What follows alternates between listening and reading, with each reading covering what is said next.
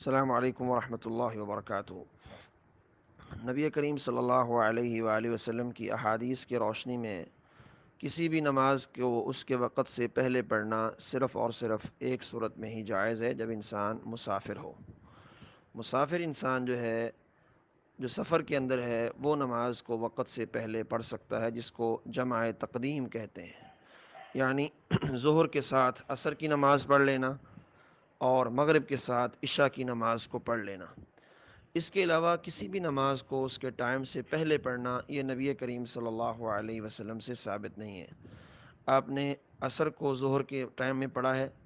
اور عشاء کو مغرب کے ٹائم میں پڑھا ہے، وہ بھی حالت سفر کے اندر، سفر کی حالت میں۔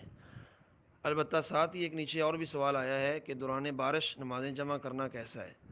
تو وہ بھی چونکہ اس کے ساتھ ہی متعلق ہے، اس لیے اس کا جواب بھی یہیں عرض کر دیتا ہوں کہ کسی نماز کو اس کے ٹائم سے پہلے ادا کرنا، پہلے پڑھنا،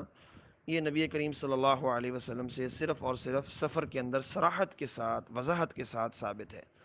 البتہ بعض اہل علم کہتے ہیں کہ بارش کے دوران بھی آپ نماز کو وقت سے پہلے پڑھ سکتے ہیں، یعنی مغرب کے ساتھ عشاء کی نماز ادا کر سکتے ہیں، اور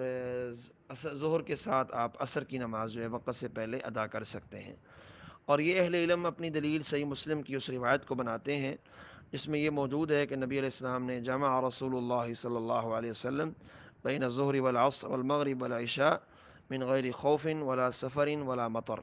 کہ نبی علیہ السلام نے ایک مرتبہ مدینہ منورہ میں بغیر کسی خوف کے، بغیر سفر کے اور بغیر بارش کے آپ صلی اللہ علیہ وسلم نے دو نمازوں کو، مغرب عشاء کو اور ظہر عصر کو آپ نے جمع فرمایا تھا۔ تو اس سے ایک تو یہ بھی ثابت ہوا کہ بارش کے دوران نمازیں جمع بھی کی جا سکتی ہیں،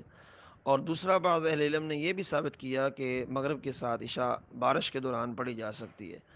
جبکہ کچھ اہل علم کا اس بارے میں موقف یہ ہے کہ بارش کے دوران دو نمازیں آپ جمع تو کر سکتے ہیں، لیکن اس کو جمع تقدیم نہیں کریں گے، جمع تاخیر کریں گے۔ جمع تاخیر کا مطلب یہ ہے کہ آپ یہ نہیں کریں گے کہ آپ مغرب کے ٹائم عشاء پڑھ لیں، بلکہ آپ مغرب کو لیٹ کرتے جائیں، لیٹ کرتے جائیں، جب دیکھیں گے مغرب کا ٹائم 20 منٹ باقی رہ گیا ہے تو اس وقت آپ وضو کریں اور مغرب کی نماز پڑھ لیں بارش کے دوران۔ جب مغرب کی جماعت سے آپ فارغ ہو جائیں گے تو فوراً عشاء کا ٹائم شروع ہو جائے گا، تو آپ ساتھ ہی نماز عشاء کو جو ہے وہ پڑھ لیں، تو دو نمازیں جمع ہو گئی ہیں لیکن پڑھی جو ہیں وہ اپنے اپنے وقت کے اندر گئی ہیں۔ تو بعض اہل علم کا یہ کہنا ہے، بہرحال صحیح موقف بھی یہی معلوم ہوتا ہے کہ ان کو جمع تاخیر کرنا چاہیے، جمع تقدیم نہیں کرنا چاہیے، یعنی صورتاً وہ جمع ہو جائیں، حقیقتاً جمع نہ ہوں۔ هذا ما عندي والله اعلم بالصواب۔ السلام علیکم ورحمۃ اللہ۔